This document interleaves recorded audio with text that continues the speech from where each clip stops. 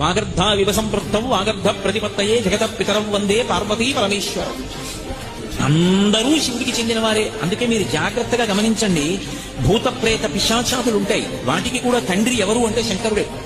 నాకు 10 మంది కొడుకులు ఉన్నారనుకోండి, అందులో 90 ఐఏఎస్లు, ఐపీఎస్లు, ఐఎఫ్ఎస్లు, ఐఆర్ఎస్లు, డాక్టర్లు, ఇంజనీర్లు ఉన్నా ఒకడు జేబు దొంగ అనుకోండి, వాడు నా కొడుకు కాదంటే వీల్లేదు. 90 ప్రయోజకులు అయితే ఒకడు అప్రయోజకుడు కూడా నా కొడుకే. ఎందుకంటే వాడిని కన్నవాణ్ణి నేను. ఈ లోకంలో భూతములు, ప్రేతములు, పిశాచములు ఉన్నాయి అంటే వాటిని కన్నవాడు కూడా ఎవడో ఉండాలి.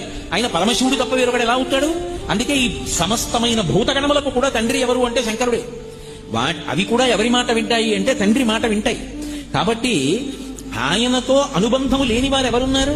ఎవరు ఉండరు.